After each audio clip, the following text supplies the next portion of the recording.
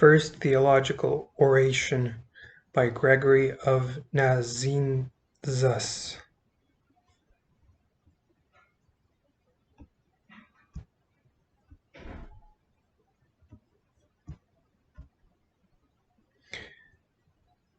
Oration number 27. An introductory sermon against the Eunomians.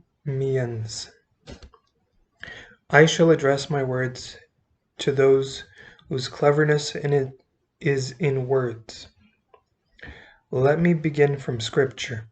Lo, I am against you and your pride. There are people, believe me, who not only have itching ears, their tongues also and now I see, even their hands itch to attack my arguments. They delight in the profane and vain babblings and contradictions of the knowledge falsely so called, and in strife of words which leads to no useful result. Strife of words, that is the term given to all elaborate verbiage by Paul, who proclaims and confirms the short and final account. Paul, the pupil and teacher of fishermen. These people I speak of have versatile tongues, and are resourceful in attacking doctrines nobler and worthier than their own. I only wish they would display comparable energy in their actions. Then they might be something more than mere verbal tricksters, grotesque and preposterous word gamesters. Their dersory antics invite derisive description. But in fact they have undermined every approach to true religion by their complete obsession with setting and solving conundrums. They are like the promoters of wrestling bouts in the theaters, and not even the sort of bouts that are conducted in accordance with the rules of the sport and lead to victory of one of the antagonists, but the sort which are stage managed, to give the uncritical spectators visual sensations and compel their applause. Every square in the city has to buzz with their arguments. Every party must be made tedious by their boring nonsense. No feast, no funeral is free from them. Their wranglings bring gloom and misery to the festers, and console the mourners with the example of an affliction graver than death. Even women in the drawing-room, that sanctuary of innocence, are assailed, and the flower of modesty is despoiled by this rushing into controversy. Such is the situation. This infection is unchecked and intolerable. The great mystery of our faith is in danger of becoming a mere social accomplishment. I am moved with fatherly compassion, and as Jeremiah says, my heart is torn within me. Let these spies therefore be tolerant enough to hear patiently what I have to say on this matter, and to hold their tongue for a while, if, that is, they can, and listen to me. You can lose nothing by it. In any case, either I shall speak to them that have ears to hear, and my words will bear fruit, and you will benefit. For while he who sows the word sows it in every kind of mind, it is only the good and productive kind which bears fruit. Or else, if you spit on this speech of mine as you have on others, when you go away, you will take with you more material for your mockery and attacks on me. But you will then feast yourselves even better. But do not be surprised if what I say is contrary to your expectations, and contrary to your ways, since you profess to know all and teach all, an attitude which is too naive and pretentious. I will not offend you by saying stupid and arrogant. Discussion of theology is not for everyone. I tell you, not for everyone. It is no such inexpensive or effortless pursuit, nor I would add is it for every occasion, or every audience. Neither are all its aspects open to inquiry. It must be reserved for certain occasions, for certain audiences, and certain limits must be observed.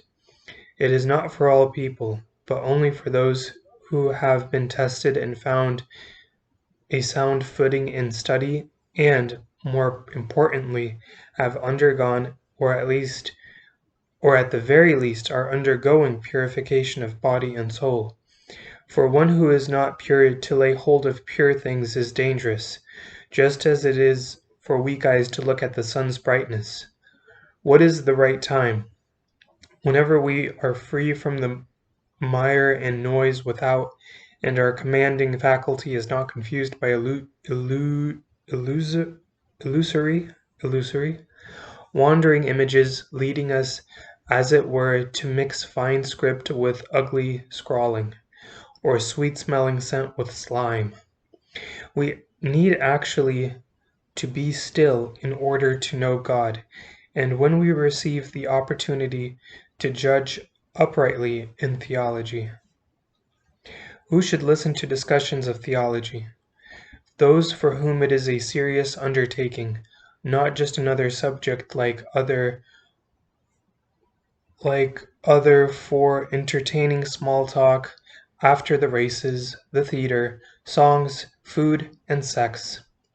For there are people who count chatter on theology and clever deployment of arguments as one of their amusements. What aspects of theology should be investigated, and to what limit? Only aspects within our grasp, and only to the limit of the experience and capacity of our audience. Just as excess of sound or food injures the hearing or general health, or if you prefer as loads that are too heavy injure those who carry them,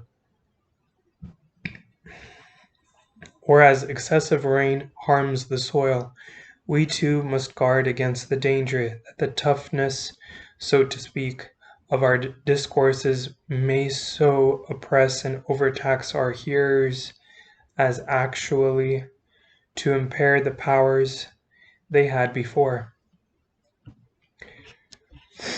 Discussion of theology. Oh, okay. Yet I am not maintaining that we ought not to be mindful of God at all times.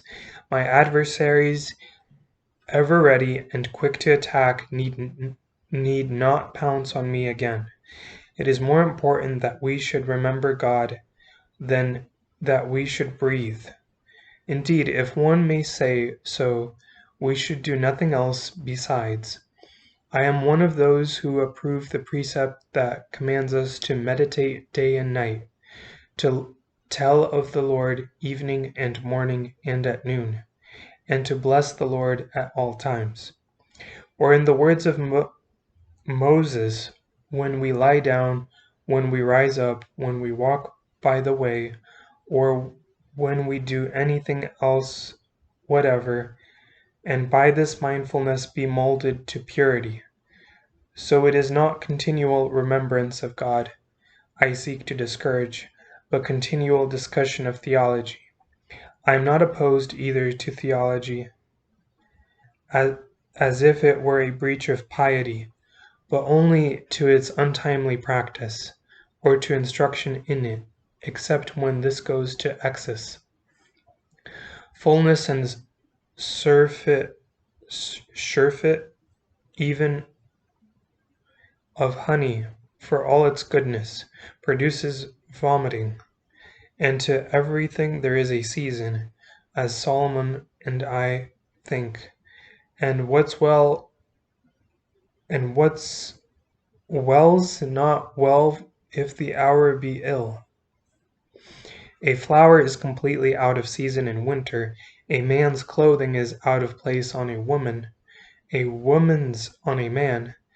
Immoderate laughter is unseemly during during mourning as are tears at a drinking party.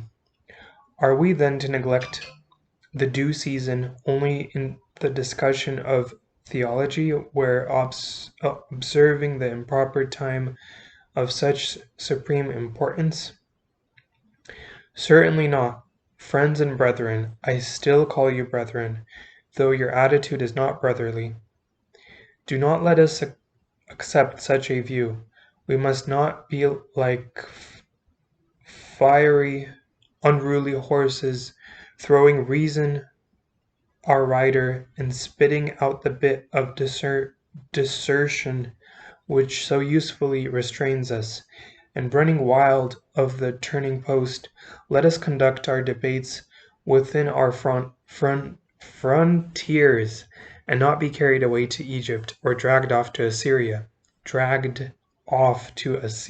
Assyria. Let us not sing the song of the Lord in a foreign land, by which I mean before any and every audience, heathen or Christian, friend or foe, sympathetic or hostile. These keep all too close a watch on us, and they would wish that the spark of our dissensions might become a conflagration. They kindle it, they fan it, by means of its own draught they raise it to the skies, and without our knowing what they are up to, they make it higher than those flames at Babylon which blazed all around. Having no strength in their own teaching, they hunt for it in our weakness, and for this reason, like flies settling on wounds, they settle on our misfortunes, or should I say, our mistakes. Let us be blind to our doings no longer, and let us not neglect the proprieties in these matters. If we cannot resolve our disputes outright, let us at least make this mutual concession, to utter spiritual truths with the restraint due to them, to discuss holy things in a holy manner, and not to broadcast to profane hearing what is not to be divulged. Do not let us prove that we are less reverent than those who worship demons and venerate obscene tales and objects. They would sooner give their blood than disclose certain words to non-initiates. We must recognize that as in dress, diet, laughter, and deportment, there are certain standards of decency. The same is true of utterance and silence, particularly as we pay especial honor to the Word. Among the titles and properties of God, let even our contentiousness be governed by rules. Why do we allow audiences hostile to our subject matter to listen to discussion of the generation and creation of God, or of God's production from non-being, and such dissections and distinctions and analysis? Why do we appoint our accusers as our judges? Why do we put swords into our enemies' hands? How, I ask you, will such a discussion be interrupted by the man who subscribes to a creed of adulteries and infanticides, who worships the passions, who is incapable of conceiving of anything higher than the body, who fabricated his own gods only the other day, and gods at that distinguished by their utter vileness? What sort of construction will he put on it? Is he not certain to take it in a crude, obscene, material sense, as in his wont? Will he not appropriate your theology to defend his own gods and passions? If we abuse these terms ourselves, it will be difficult indeed to persuade such people to accept our way of thinking, and if they have a natural inclination to invent new kinds of evil, how could they resist the evil we offer them? This is what our civil war leads to. This is what we achieve by fighting for the word with greater violence than is pleasing to the word. We are in the same state as madmen who set fire to their houses, tear their own children limb from limb, or reject their own parents, regarding them as strangers. Once we have removed from our discussions all alien elements, and dispatched the great legion into the herd of swine to rush down into the abyss, the next step is to look at ourselves and to smooth the theologian in us like a statue into beauty. But first we must consider, what is this disorder of the tongue that leads us to compete in garrulity? What is this alarming disease, this appetite that can never be sated? Why do we keep our hands bound and our tongues armed? Do we commend hospitality? Do we admire brotherly love, wifely affection, virginity, feeding the poor, singing psalms, night-long vigils, penitence? Do we mortify the body with fasting? Do we, through prayer, take on our abode with God? Do we subordinate the inferior element in us to the better, the dust, to the spirit, as we should if we have returned the right verdict on the alloy of the two which is our nature? Do we make life a meditation of death? Do we establish our mastery over our passions, mindful of the nobility of our second birth?